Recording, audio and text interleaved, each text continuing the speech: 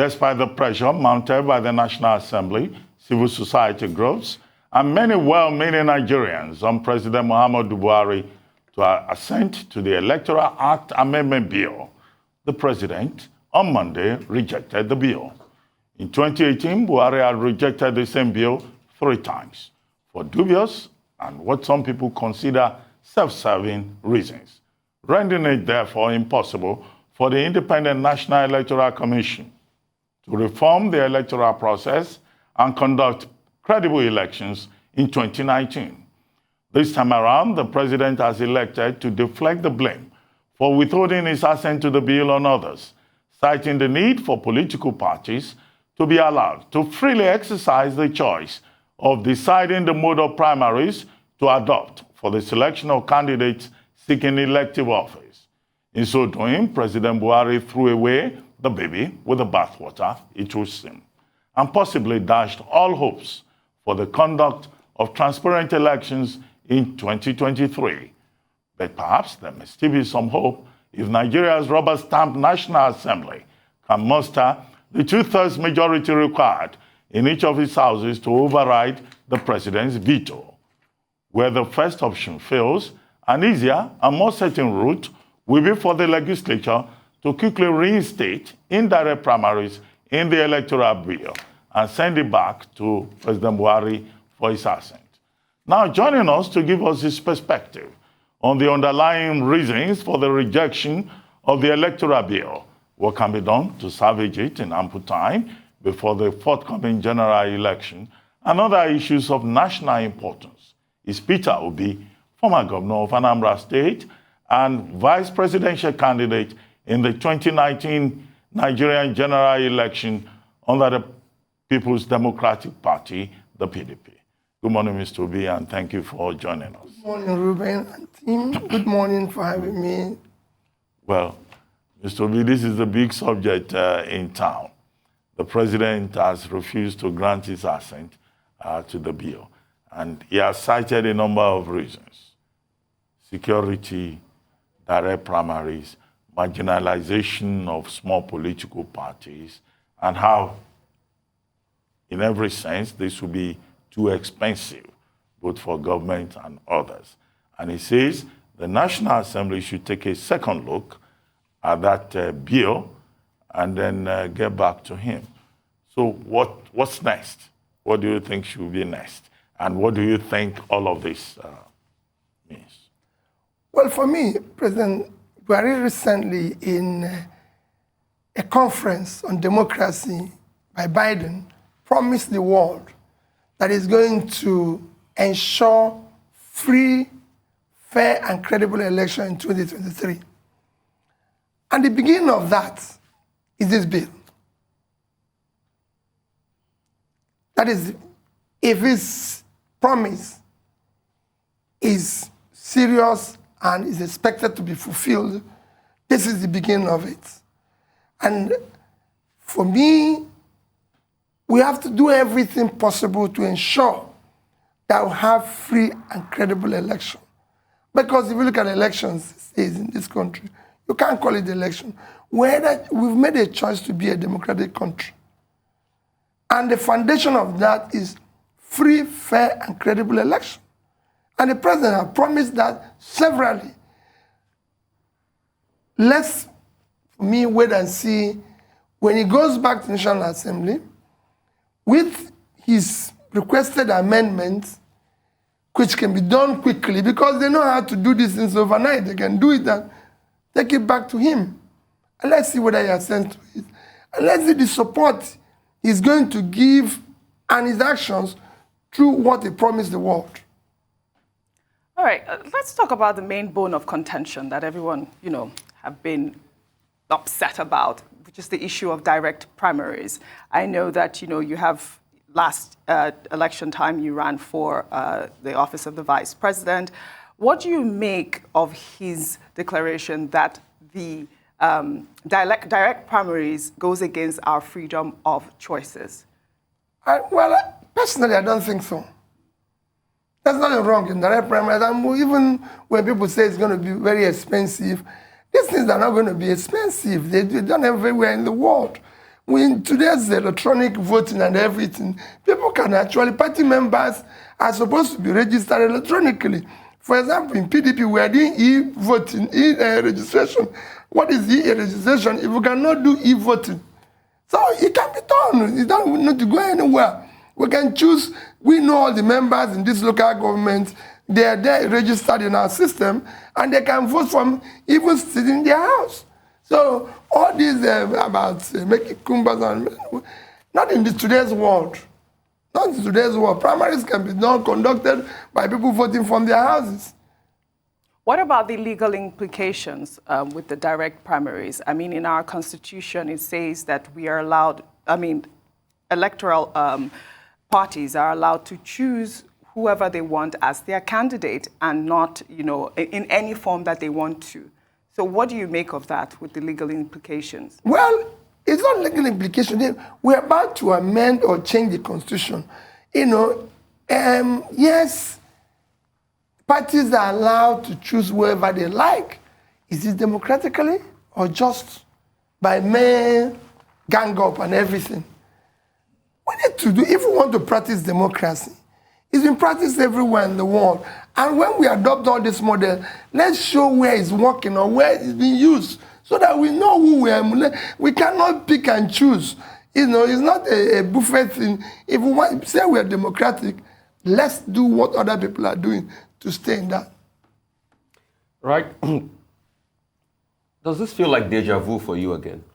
Well, that what it feels like is that he promised the world something. And it's important that it's delivered. You see, all of us who are politicians, who are elected one way or the other, make promises to people. What I keep campaigning and saying every day, if you make a promise, I'm going to do this. For government to build some trust, do it. Even when it doesn't favor you. Just do it, because that's the promise. So it doesn't feel like 2018 all over? Because this was how 2018 started. As I'm saying, he made a promise now to the world. Yeah. And the foundation of that promise is this. So let's wait and see when the correction comes and we'll take it from there. You think he will sign it? Well, I believe so, because having made a promise and he's giving his excuses, let's look at the excuses and see how we can salvage the situation. If he doesn't. No, we have passed the point about the president signing. Yeah, we're talking about representing it. Yeah, but the issue is not about whether he will still sign or not. He has not signed. And he has communicated to the National Assembly. He has stated his reasons. Now, Section 59 of the Constitution gives the National Assembly the powers to override the National Assembly. As a major politician in Nigeria, what advice will you give to this National Assembly? My advice is, let's look at what he said is his excuses for not signing. Think about it. Take it back to him again. Before we get to issue of veto, let's try to, reason with his excuses. No, but the National Assembly will have to sit, take a decision. You are saying that the National Assembly should go back to him again and plead with him. No, that would be executive dictatorship. No, well, in this situation, we have to manage everybody's concern. He's made a promise. Let's ensure that he fulfills his promise. Okay, but as someone who is actively involved in this process, what's your position on this conflict, this controversy over direct and indirect democracy? For me, it doesn't make any difference to have, like I said it's cumbersome, it's costly. But I said in today's electronic, with the ICT, with everything, those things are not expensive any longer. It's not in small countries with effortless ease. All this voting controversy and everything, I've been part of election monitoring in different countries. It's as they're busy. If you go to Ghana here on election day, you won't even know they're conducting an election. No, this is not about elections, sir. No, this even the primary, even the democracy, even the internal democracy within the parties are done in the same way as the major elections. You wouldn't even know. I've been invited to Of course, I don't want to use America as an example because they are far away, but I've actually been invited as a guest to the Democratic Convention. These things are done with effortless ease. You know, with effortless ease and everything. It's not something that we should be going forward and backward and everything if we mean business. You've described what's going on in the political sphere here in Nigeria as transactional politics, right? Yes. That's what we are running here at this point, even with all of the issues with the Electoral Amendment Bill. Now, how do we begin to sort good leaders if our nation is used to this transactional politics that you have described? Well, it's a very simple thing. If Reuben says he wants to be governor, let us ask a simple question. Who is Reuben? Reuben is now, say, 50 years. What has Reuben have been doing, say, in the past 20 years since he left school?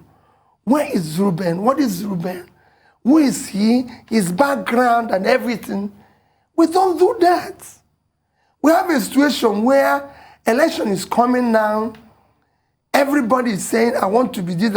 Nobody is asking, listen, I say it's transactional because all you hear is that people want to sit down and say, Reuben, if you go in, I will get this. This person go. So they are busy sharing. It's an enterprise. So the shareholders, those who are going to support Reuben, wants to show what is Reuben going to bring back to me. How is Reuben going to do this? I have this position. I have that position. So it's become a business enterprise. But if we ask questions, who is Reuben? Okay, Reuben used to be, say, maybe in Guardian, was in this day, is now in Arise. Look at this. Can we go and ask Arise people, all these things Reuben is claiming, all these things he's saying that he is, how did the people work with him? That is the question. That's why you see people, somebody says, declares for election in America, they bring out all the debts and everything. If Peter Obi says he's a businessman, okay, what business? What has he been doing for over the years and everything? If you say you're a banker, okay, let's go to the bank and see. So there must be a background check too.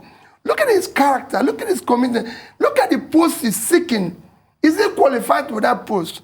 Because, hey, I can be a good maybe local government chairman or even a good governor, but not same thing, because the different posts, not the same thing as being a president. Because there's so many things that is required for different positions. Because you might be putting somebody who has since passed his destination into the next one. And then there it becomes a problem. Okay, so a lot of people argue that this talk about direct primary is a smoke screen to wade us away from the conversation about electronic transmission of results, which is the core of the matter. And this is why they make that argument. They say it's not a big deal for direct primaries, that parties have had direct primaries and they've not complained in the country. I mean, let me come to your state, for instance. Anambra State, the governorship candidate of the APC in the last election, emerged from direct primaries where he got over 300,000 votes. But anyway, the court has said this morning that elections didn't hold, the direct primaries elections didn't hold, so APC didn't present another candidate. But that was a case of direct primaries, and we didn't have to break the bank for that. So what do you say to people that are saying we are throwing away with the baby with the bathwater, that politicians have been able to smuggle this direct primary conversation to take us off the real conversation about electoral transmission of results, which is the core of the matter? For me, yes, I agree with that we need to, it is, what you said is the core of the matter, to ensure that we have election that is credible, free and fair, and we need electronic transmission. But it has to be something that, and whenever, I don't want to go back to issue of Anambra election. Yeah, let's go there. It's come, it's come and go.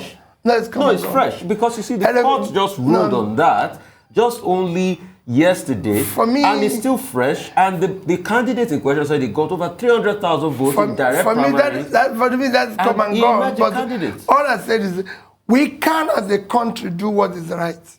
And everybody knows we can do what is right. You don't want to talk about Anambra, which is your home state? It's And coming. Okay, let's leave Anambra out of it. Okay. The election has been lost and won and all of that. Now, I have a script here from the Abia Professionals, Abia League of Professional Initiative. And they are saying that, look, earlier on you said, oh, the lawmakers, in terms of next steps, you just take a look at what the president has said and try to find a political situation. But Abia League of Professionals Initiative, they are saying that, look, these lawmakers should go back to their constituencies. What exactly do the people of Nigeria want? Agree. That's what they are saying. The second thing they're saying, that other people are saying, is that do you think that in the event of an override by the National Assembly, that this ninth National Assembly, led by Dr. Ahmad Lawan, can provide enough numbers to be able to override the president of Nigeria, considering the fact that, look, there seems to be a general consensus out there.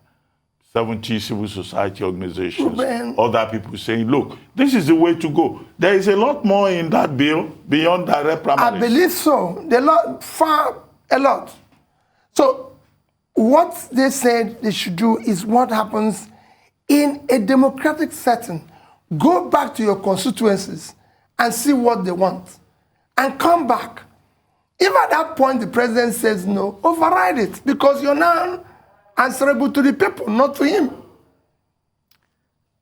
Now, let me ask you, do you actually believe the reasons given by the president, for vetoing this bill? Or do you think there are political undertones, such as the Tinubu factor, that informed his decision to withhold? Well, I don't know his reasoning. All I said is that he's made a promise to the world, and that promise must be fulfilled. He needs it for his own credibility, for his own integrity, because it's a promise.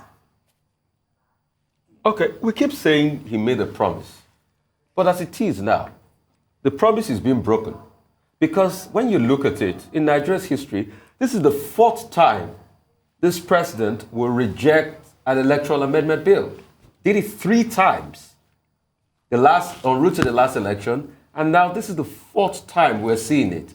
And we keep insisting he made a promise. But another side to it is that democracy is for all. So when will other stakeholders' voices be heard? Because in part of his logic, he said he consulted wide. He consulted with a lot of people. But why is it that the will of 36 people is more than the will of over 200 million Nigerians in this consultation? Reminds me of the words of Fela, that one veto vote is equal to 99 or more. Is that not what is happening here? No, for me, now, like the IBA professional said, they're now going back, legislators are now going back to their constituencies.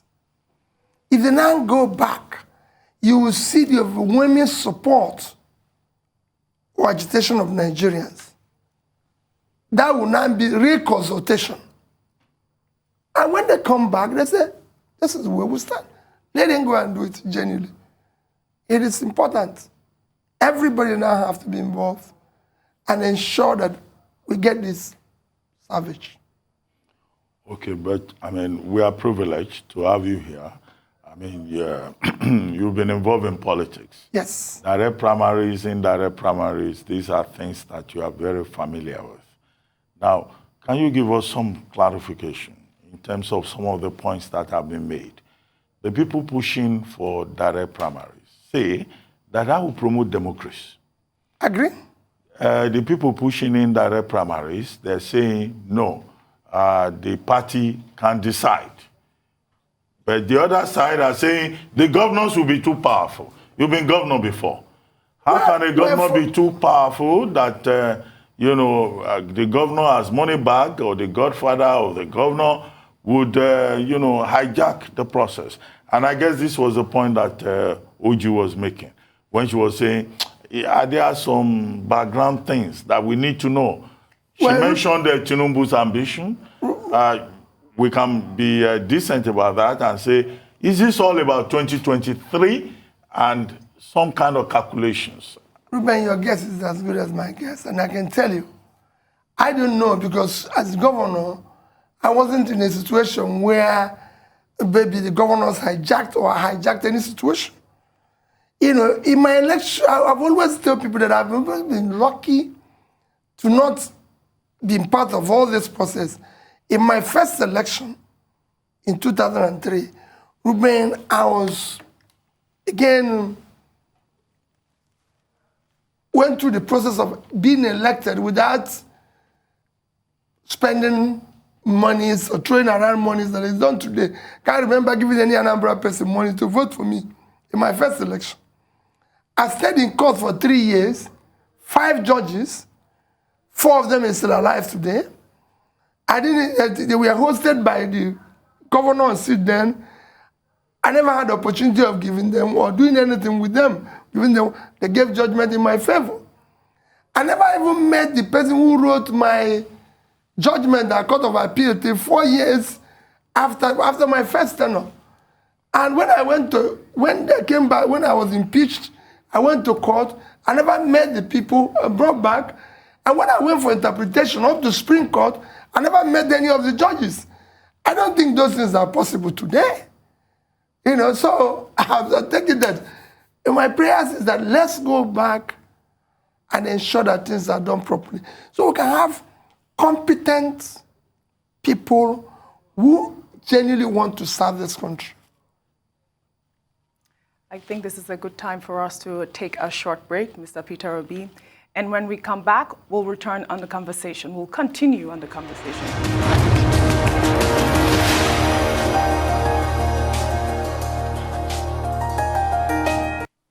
Welcome back to the morning show. Still with us is Peter Obi, former governor of Anambra State, discussing the Electoral Amendment Bill and others. Thank you for staying with us, Peter Obi. Rufai? All right, yeah. So there are many questions here, and let's start this way. You know, the last time you were here, you said that people should check for any video that shows that you said you were never going to leave APGA, you know, and people found out that video and they sent it back to us. and you know, we've been able to play a video where you say, oh, you were never going to leave APGA and all of that. But since you have left, you know, there's been this talk about, yeah, without you, APGA can't win election, back and forth, all of that. Then they have won elections without you and all of that. You know, when you look at your political antecedents now and all of this you've been through, is this the best time to go back? Are you ever going to go back to APGA? Well, I wish I saw the video. If you read the video very well, that's not what they're claiming. They said, if I leave APGA, I'm going to die, or if I leave, I said, produce that video. And I want you to show me the video and you will see it. It doesn't exist.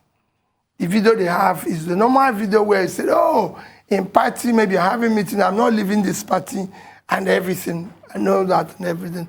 And just like the video, what you talked about, I never said if I leave APGA, they will never win an election. Nobody can say that, you know. For me, it's just like when I heard somebody saying, oh, since if I leave APGA, that if somebody even said that I left APGA, I've not won an election. Mm-hmm. So it's something that's saying, let me tell you, for me, politics or public life is not about winning or losing election. That is for transactional politicians, which most of the politicians here are. For them, it's a business enterprise. So if you lose the election or you're not in position, your business is not doing well. That is not something for me. For me, politics and public life is about transformational, trying to change a society. Before I went into politics, I lived in the UK, and I participated in so many caring events. I've been to Afghanistan, I've been to Rwanda, I've been to Haiti, I've been to Philippines on missions like that. So it is not about winning or losing election. To tell you, I'll give you an example, which I'm sure Ruben is aware. When I was a governor, and there was an earthquake in Haiti, I went to President Jonathan. I said, I want to go to Haiti. And he said, why? I said, I want to go and help them to rebuild. They just have an earthquake. And he said, when? I said, I'm leaving in 2 days' time. I've even withdrawn my son from school. we are going to Haiti. Go and ask Nigerian ambassador in the Caribbean then. Go and ask the police people. That's how I knew that Nigerian police even worked in Haiti. Go and ask them. I was in Haiti for 1 week, helping them to rebuild. Even went back with the bishop, Catholic Bishop of Nnewi now, Hilary Okeke, Bob Manuel, the actor, went back when I raised about $200,000 for them to help them rebuild. So this is what I used to do. It's even in my family, I can say it. My son was in Costa Rica in 1 year teaching them English in rural place. My daughter today is a teacher in a secondary school in Nigeria, teaching and everything, when I could have even got a job to work in a bank as a bank executive and everything. So for me, since I left office, I visited over 150 schools, hospitals, everything, I've been to schools in Sokoto, Nasarawa, Kogi, every part of Nigeria, if you ask Governor Tambowal, he will tell you that I was in Sokoto. He gave me the car to take me to a school in the border of Nigeria and the other country, and he asked me, what did you do? I said, I come to visit schools. Let me even come home to what is very quick. On the 10th of this month, I was in Good Shepherd Hospital in Enugu, run by Bishop Chukwuma. The next day, I was on the 11th, I was in Philomena Hospital in Benin, a big hospital run by the Catholic Diocese of Benin. On the 17th, I was in Holy Ghost Hospital and the School of Nursing in Emekuku in Owerri. On the just 2 days ago, I was in the school, Madonna School of Nursing in Umuahia. All these places I visited, I've not spent less than 1.5 million trying to help them one thing or the other. In school in Nsukka, School of Nursing in Nsukka, I'm helping them to raise $100 million, so Naira, to be able to ensure that that place is up and running. So if you look at my life between the time I was in office and today, you can't see any difference. Public life is, and that's why I'm saying, let's raise the politicians who practice it the way it's practiced all over the world. You don't need to be in office. Being in office might help me to do more, but you don't need to be in office to do what you're supposed to do. I live in the village. I live with the people in the village. I see them every day. I try to help them. So it's not about post or time or this. No. It's for transactional politicians who use it as a business enterprise. So if you're not in post, okay, let me go. So if you actually say, because I'm not in post, that's not what you should do. You can do right things. You can visit schools, guide school children like I go, sit down with them, talk with them, encourage them and everything. You don't need to be a governor or minister this to do that. Okay, Mr. B, let's talk about next year, the outlook for next year. Well, I think we should have greeted him. We should have said compliments of the season. Yes. I wish you said. Okay, in another few days, we'll be in the new year. And the government of the Federation will seem to have some plans for Nigerians. There have been a lot of talk about removal of petroleum subsidy, removal of electricity subsidy, increase in taxes, government getting more revenue. And some stakeholders have been saying, no, you can't do this to Nigerians. ASU is protesting. They have their own matter. The Nigerian Labour Congress is saying if you increase taxes or you remove subsidy, there will be trouble. Now, what do you think of these proposed measures? And do you think it will be a happy new year for Nigerians, given the various economic indicators? Or we should begin to guard our loins for a year of economic disaster? Ruben, I don't know who is advising the government, but if what you say happens, the country, the situation will worsen. You will throw more and more people into poverty. The growth will be on the reverse. And I'll take them one after the other to illustrate what I'm trying to say. Taxes. We've always said taxes. The World Bank or development partner position is that for you to have a proper economic growth and grow properly and pull people out of poverty, you're supposed to have tax of 15% and above. So that's the standard. Nigerian tax to GDP, when I mean tax to GDP, Nigerian tax to GDP today is 5%. So it's way below that, and it's understandable. But there's reason for that. Ruben, Nigeria is a country of 200 million. I know it's about 200, 206 or 210, but let me use 200 million. For a population of 200 million, the standard to measure is that 60% of this population is supposed to be employed. And 60% of 200 million is 120 million. So these are the people that are supposed to be working and paying taxes. But today, with unemployment and underemployment combined of almost 55 to 60%, only 40 million is working. And if you go check your facts now, you will say that even FRS said that only 40 or 41 million Nigerians are paying taxes. That means that is the only population that is working.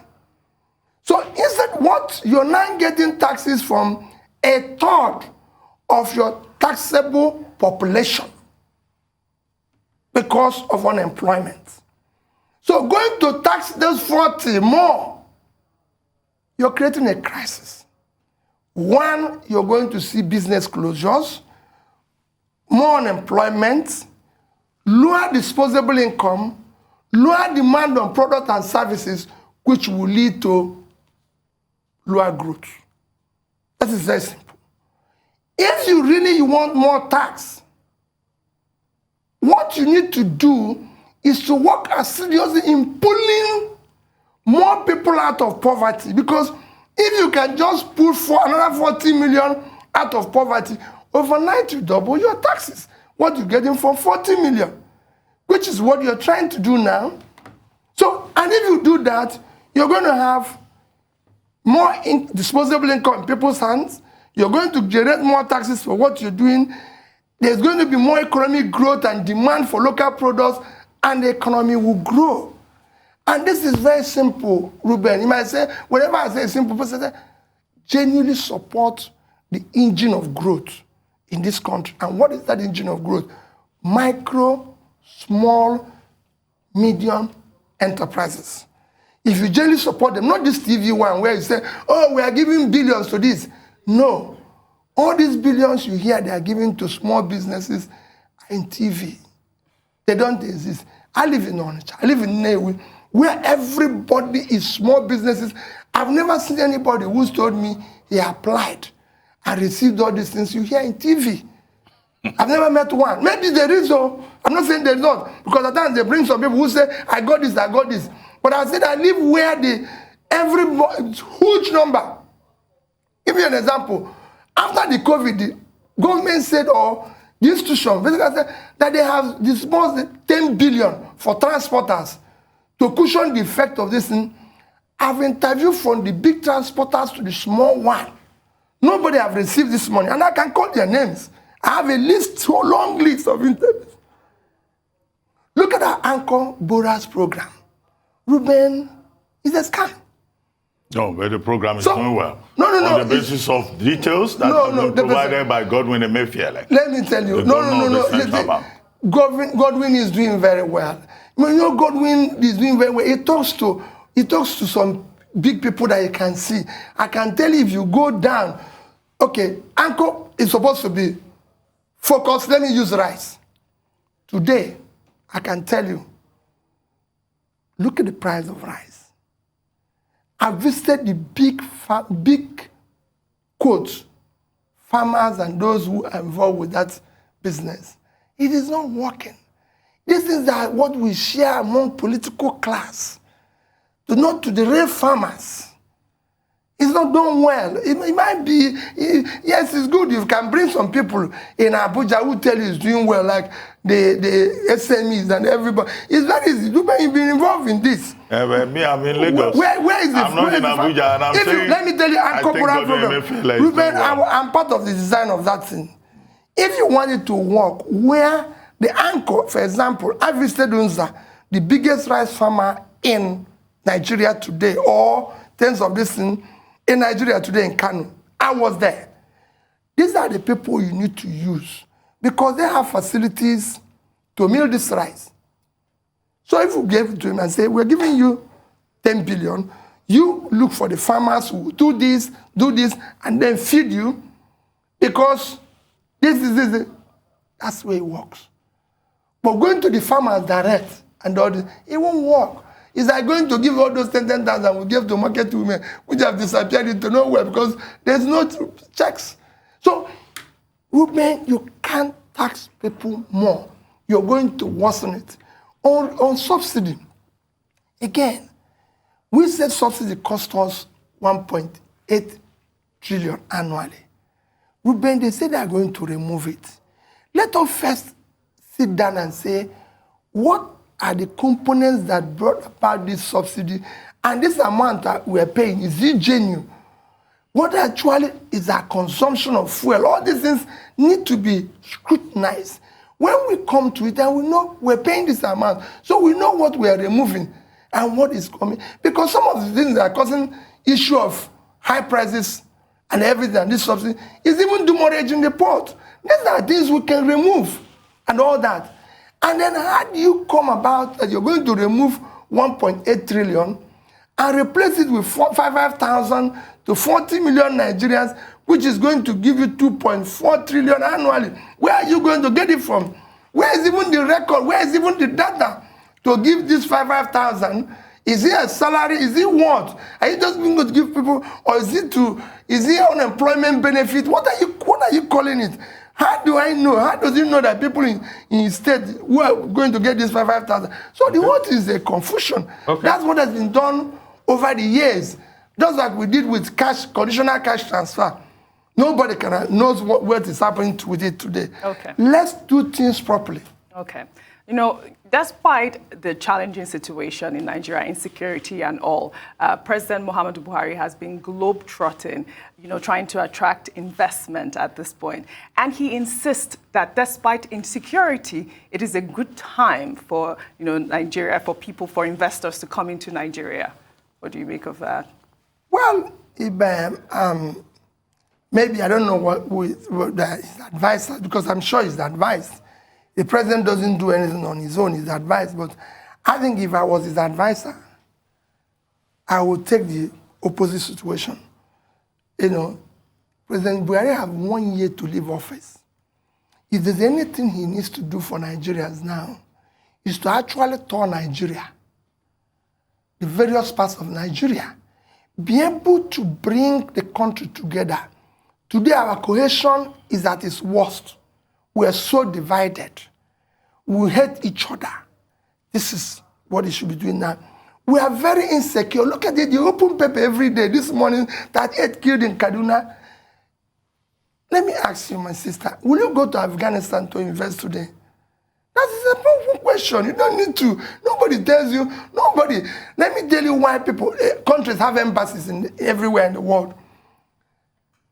The United States Embassy in Nigeria is the only credible entity an investor in the US will listen to come to Nigeria.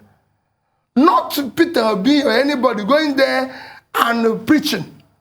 The reason why we set up country-state embassies in a country is to study the situation of that country. So the British High Commission gives the British people, including their businesses, I've been part of it because I lived in Britain. They give them the feedback whether to come or not. And I can tell you, if you go and read their report, you are now second or third most terrorized country in the world. You are now, in terms of drug prevalence, you are now number 1. So nobody is going to go to a war. The person has to be alive to enjoy the return on his investment. So nobody is going to go with you and everything.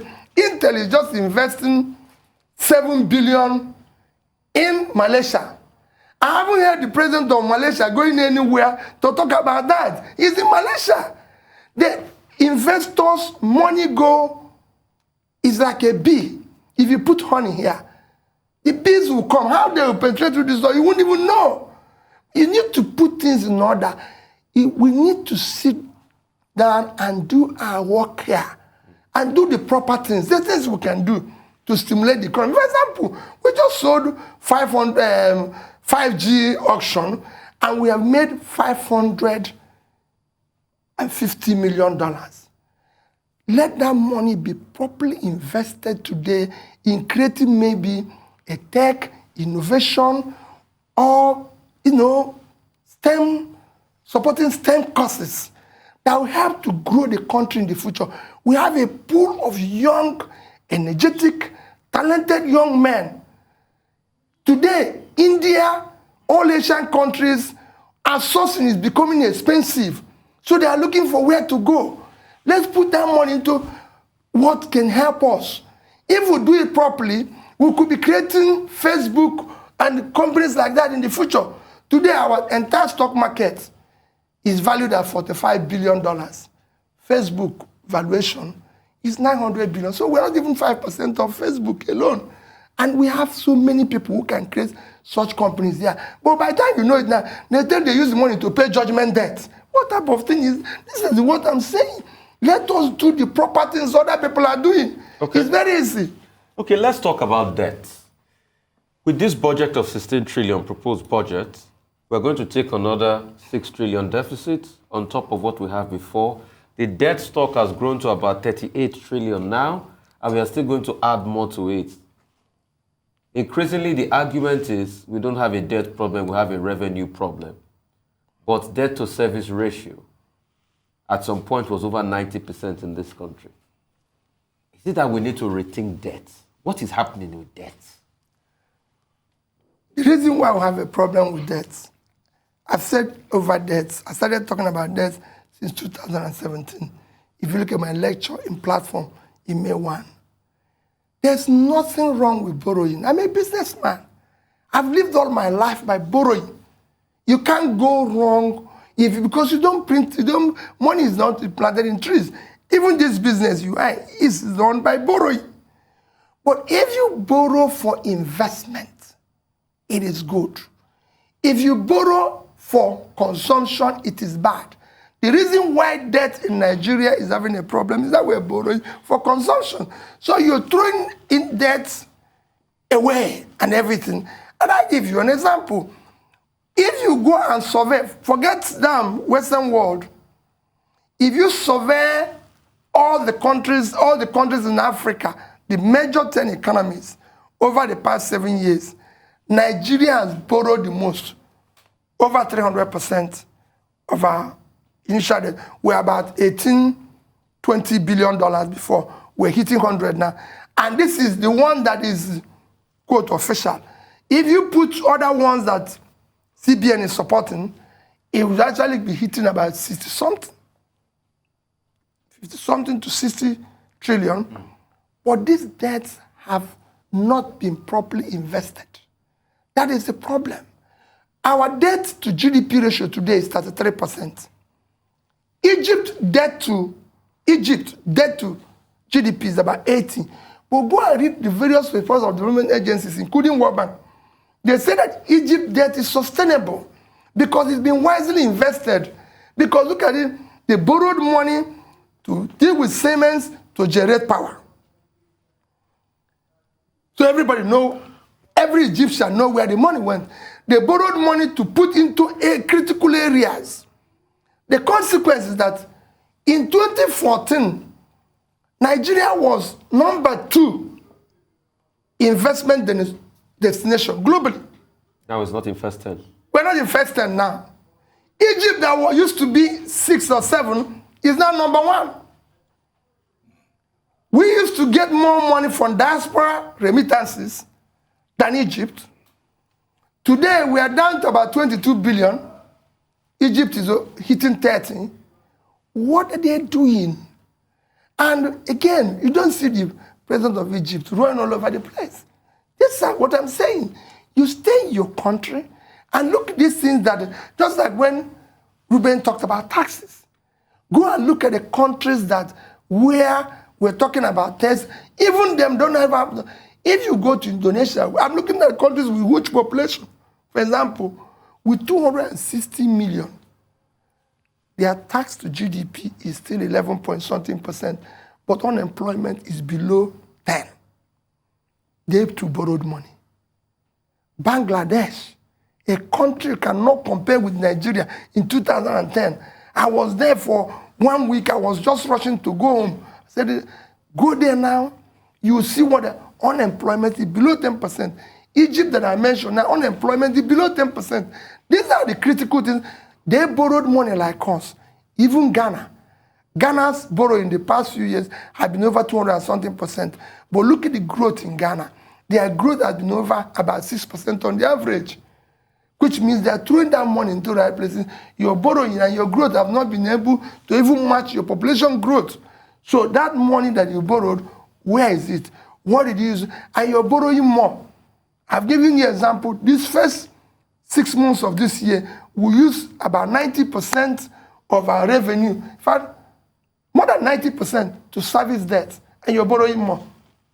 And nobody is convinced that this money we're borrowing, this is what it is. They say it's for various projects.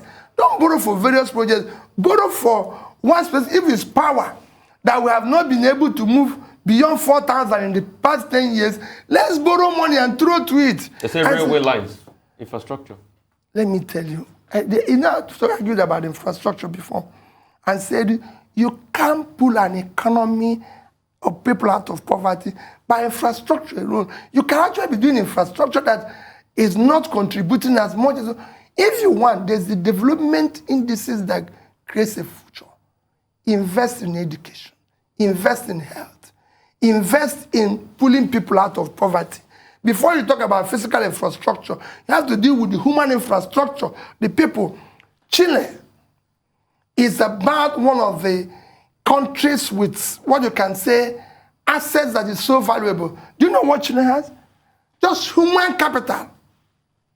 And with that, they have a per capita of over $14,000, which is 7 times our own. Chile, human capital. Invest in that first. Don't go and start saying you're doing this, you're doing this. Okay. So, yes, we've had quite a conversation from the Electoral Act Amendment Bill to Anambra to issues of development in the economy and all of that. But before we wrap this up, I'd like to ask you, with all of this, you just talked about human capital. It looks like Nigerians are not respected or valued in some parts of the world. Recently, I think yesterday, we were talking about how Nigerians are being maltreated in Ghana, how some Nigerians were maltreated in Togo, and you know, some of our colleagues here were saying, look, these other Africans are so disrespectful. That was how they embarrassed us in South Africa the other day. Why is that the case? How can we put an end to that so that the Nigerian brand can be better respected? Well, Ruben, I'm very, how do I say it, very sad as every Nigerian, especially when I saw what happened in Togo and other things that happened. But as sad as I am and so many Nigerians are or feel, I have to start this by asking you questions. Are Nigerians in Nigeria treated better or fairly? Let's start from home. OGs were treated. No. Just saying, have you seen Nigeria treat the poor Nigerians fairly? Ruben, I move around. Before you talk about how people treat you, ask yourself, how do you treat yourself? Have Nigerians shown each other love? Have we shown everything? Look at the way we treat the poor people here. Have you seen any government policy that is meant to alleviate the situation of the poor people? No. Have you seen any of government organizations treating poor people fairly? No. Let's even go further. Look at now, all our young people with all their energy, with all their talent, whom government have denied every means of livelihood. They've refused them to even be entrepreneurial. If you have a laptop in this country now and you're a young man, you could go to jail. They can just call you any name just because you have a laptop. I've seen on a a security roadblock where young men were brought down because they stopped. They said, what is the offense? They have laptops. So laptop that everybody is giving their people free to do something is an offense in Nigeria. Even when they try to protest peacefully, look at the way they were treated. So you can go on and on. If I use my own person as a case in point, Ruben, I lived in the UK. If I compare how I was treated living in the UK and how I treated here, it's like heaven and hell. In the UK, I had a business. The government supported it. The bank gave me good advice. Everybody was there. Since I came back here, if you make money, you are like somebody has stolen money. If I had been criminalized, I'm not a criminal. For even making money in your own country. Mr. Everybody, you've been governor. You've been vice presidential candidate. You've been a member of the Presidential Economic Management Committee. Thank you, Ruben. Nigeria has been nice to you. Even with all that, I'm still regarded and still looked at as a criminal. Nobody has called me here, for example, and said, Mr. Obi, how were you able to pay all outstanding bills, do this, and even keep money? What is the process? What is this?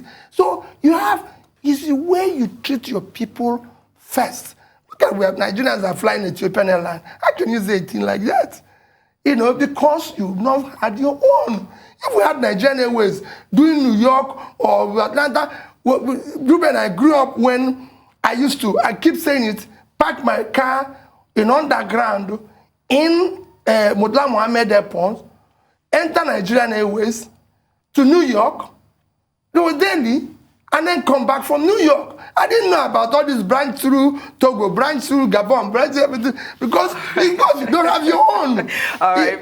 The Malaysian Airlines stopped British Airways from coming to London because they have the price, have planes and everything. If we organize all these insults you see globally, and people telling us, come, don't come, is because they know we're weak. We don't have economy. If we have economy, if we have a country that is run with respect and everything, people will give us more respect. If you tell people your family is useless, when I saw that, I gave somebody an example. I went to Abia on Saturday, and I came back and I asked my driver to come and pick me. You know, what happened? My daughter went somewhere, and the driver went to pick my daughter. And I was at the airport, and I said, I just arrived. So what you said, kid, don't come. Let me take a taxi. As I was trying to say, sir, we are coming. When he came, I said, but let me ask you a question. Austin, why will you? They said, listen, Oga, you told us that if there's one car remaining between you, madam, and the family, they should take priority. And that's what I did. So when your daughter said, I should come and carry her, and you said I should come and carry her, I did that. The way you treat your own people is the way outsiders will treat them. All right. On that note, Mr. Obi, we want to thank you very much for joining us on the morning show. Unfortunately, we have run out of time, but I was going to ask you a question. Are you going to run in the upcoming election? I think that's what everyone wants to know at this point, really quickly. Well, you know, we have just had a new party and a new management and everything. Everybody wants them to sit down and take up their decision and say, this is how we want to build a better Nigeria. But I think everybody needs to be involved now. We must get this country to work. There's so much this country can do for everybody. The way it's going now... You didn't give me an answer. So the answer is, let's wait for the party to see which direction they want to go, and then you will see my answer. Well, thank you very much. Thank you very much for that.